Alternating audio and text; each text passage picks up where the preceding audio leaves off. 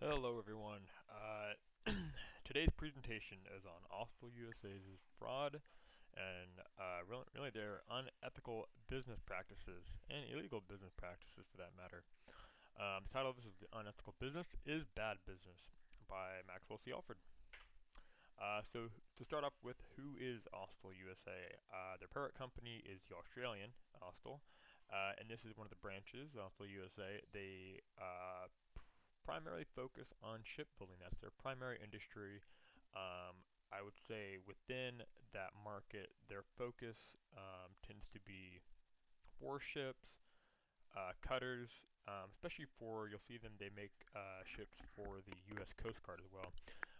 What's really important to note about this case in particular is they work very closely with the government. They bid on government contracts, and that's how these ships get built. Essentially, they are paid in large part by taxpayer dollars. What's really important to note is, as of recently, within just the past couple years, there's been a lot of fraud coming out from this company. We'll dig into it a little bit deeper in the next couple slides, but from 2013 and 2016, there was a lot of accounting fraud going on, misrepresentation of costs, and obstructions of audits, and some wire fraud too to tap it off. Okay, so let's start with Austell USA's legal problems. We'll talk a little bit more about the ethical implications and also just in general the health of the business a little bit later. But one of the biggest things that's going on right now is there's a lot of legal litigation against the company. So to start off with, the accounting fraud. This is the Security and Exchange Commission's case of 2024. Both the parent company and Austell USA had a civil enforcement action brought against them just last October, not 25th, but on 2024.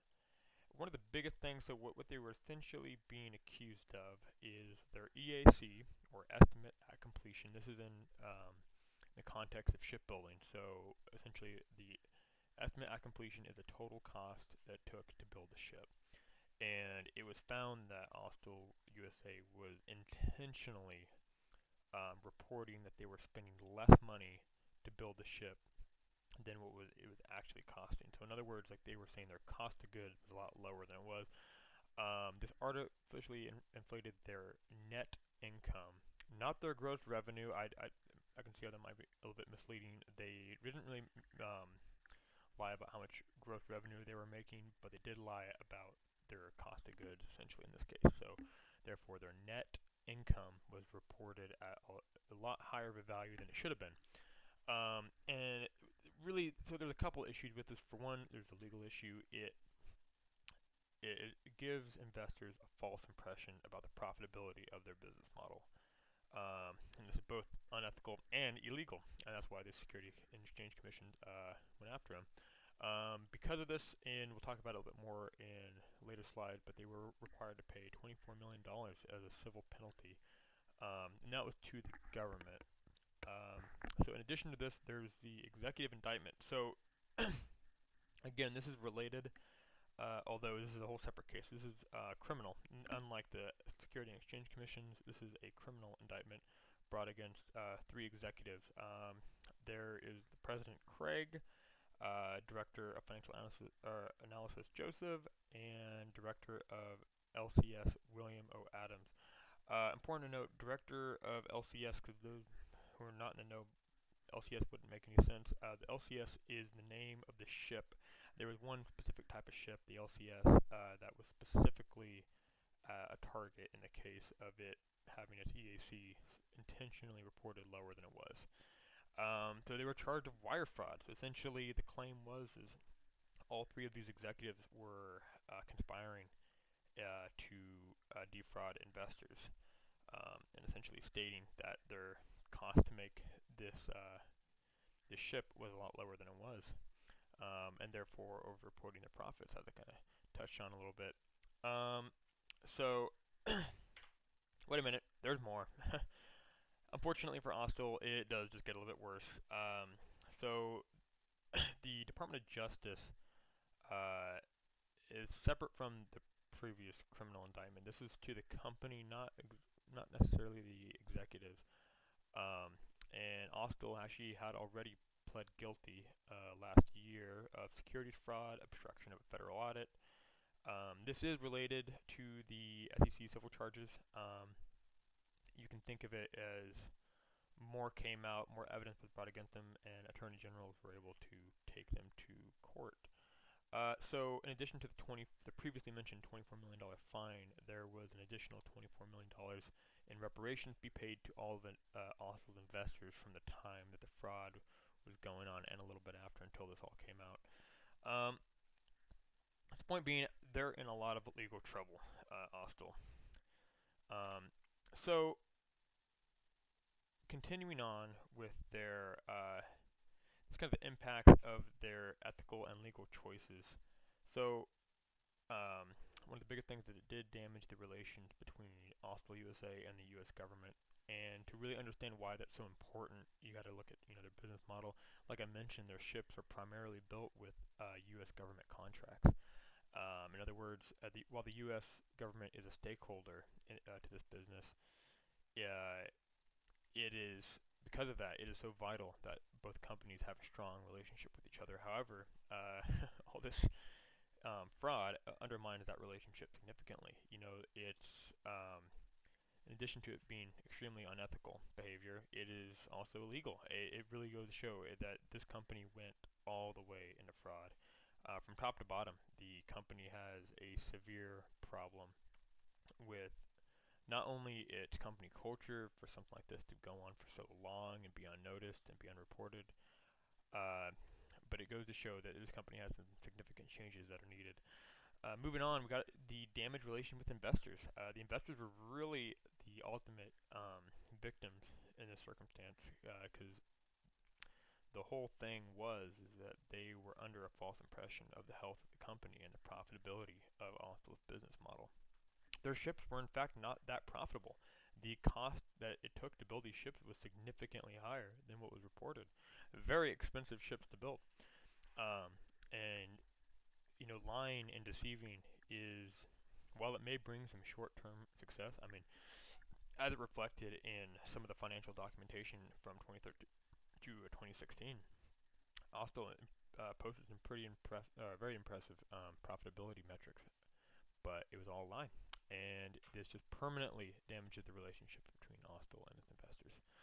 And in addition, you got the financial penalties totaling to $48 million, both in reparations and fines. Additionally, one of the stakeholders, the U.S. Navy, ultimately the customer of Oslo.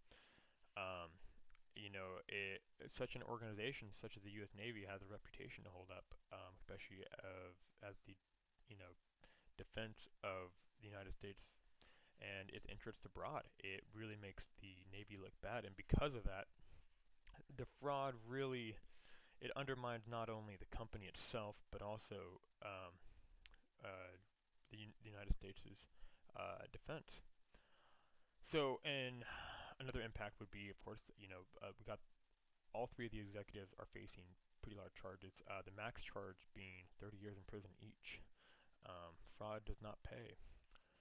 And of course, reduced revenue. As of now, their revenue has struggled, paying off all these fines, and definitely cash on hand has been a struggle with paying these fines. And it just adds on to that financial instability within the company. So let's talk about the response from the company.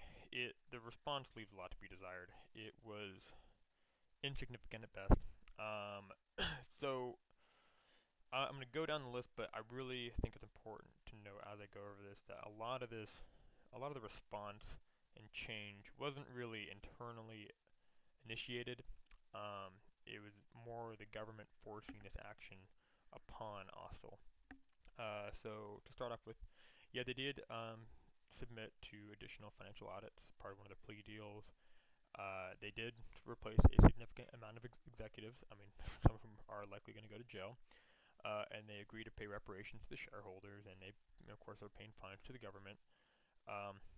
However, what I think is really important, and I think it should be the takeaway from Oslo's response, one of the most important things to really understand is Oslo did not go above and beyond. Oslo did not take any initiative, and Oslo was not responsible for the changes. The changes happened due to government intervention. It was ultimately the government that really discovered the fraud that was going on. It really cannot be touched on enough that Austell's response was essentially nil in the context of just the company itself. It was external forces forcing this change upon the company. And that's what makes it such a just unimpressive and, quite frankly, disastrous response from Austell. Because very little was done by the company itself. So, okay, what can be learned from the case? There's quite a few different things that can be learned. It's really important to understand that financial reporting and these numbers are not meaningless. When you are a financial officer of a company, it is vital to report the truth to the furthest extent, because these are relied upon. So, for example, internally, to really gauge the health of the company, and for like a managerial accountant, they have to be able to trust these financial documents to create their projections. You have what really got them in trouble though would be their financial accounting. They were lying about their cost of manufacturing. Again, it is illegal behavior, but it's very unethical. It's lying. It defrauds your investors. And when you lie to your investors, because your investors are essentially the hand that feeds your company, it's the one that gives you that capital necessary to grow and develop your company and grow in your organization into something larger. Doing so just really bites the hands that feeds you. So, Austell's very much so requires some cultural reform. Austell should strive to be sufficient separate from the government. It should be an organization that should be able to be ethical and legal without government intervention. Unfortunately, Austell has not shown any such initiative or ability to be self-sufficient. And really, yeah, there was no response from the company, or there was no discovery of the fraud, at least externally, until the government has stepped in and started investigating. And it irrevocably damaged its relationship with the stakeholders, such as the United States government and its shareholders, and all of its investors. Really, anyone related to the company was severely damaged by this fraud. This fraud brought very minor short-term gain for extremely damaging long-term pain. So let's learn to apply this information. So how can the organizational leaders of tomorrow learn from this case? I think this case is a great window into how an extremely unethical company culture leads to illegality and further ethical problems.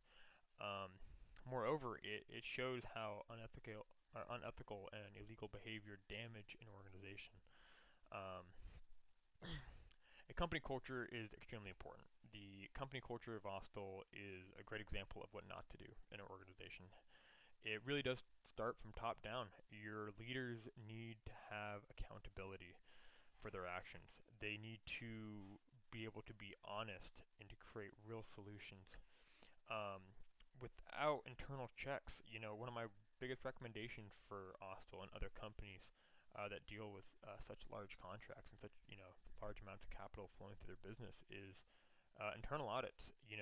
Double check. It's very important you have your own separate yet internal auditors that check your financial documents for fraud, for incorrect information. It really does cover up your liability. It reduces the chance of internal fraud happening, possible embezzlement. Checks and balances is vital to a company, and I think that plays into a company culture. A company culture should instill that people should be checking each other's work. We're all human, and mistakes will be made. People will try to cheat, lie, and steal, but when you have a company culture that checks itself regularly, you significantly minimize that risk of such a large fraud case like this happening. And very important for the company culture to really instill within its leaders, its employees, that acting ethically and legally, while it may seem like a burden to a company and its finances, is in fact necessary for long-term financial success. Within the confines of the law is it's almost an allegory for being the confines of society. You know, this business exists within a larger business community. In other words, there are your stakeholders, or your shareholders. There is the greater society as a whole, and all these things interplay with your company, and that's why it's extremely valuable for a company to understand that and value that, and start to play into society and reward those around the company. You can see when a company acts legally, ethically, and succeeds, it is not really despite of acting ethically and legally, but in large part is because of it. And definitely create that culture. Have leaders hold employees accountable. Have employees hold leaders accountable. You should have like a circular um, structure for accountability. Everyone should be checking each other, auditing each other, and through that you can create a strong bond of trust between your company, your stakeholders, your shareholders, and society as a whole. Well, I really appreciate you guys listening. It's a very interesting case. Very important to mention is the case is still ongoing, so updates will still be coming out as of November 2025. There's still new information coming out about it, so keep posted if you're interested. Here are some of my citations. Definitely a lot of cases to look into. This company has definitely gotten itself into a fair amount of legal trouble. I really appreciate it, you guys. Have a wonderful rest of your day. Thank you for listening. Bye-bye.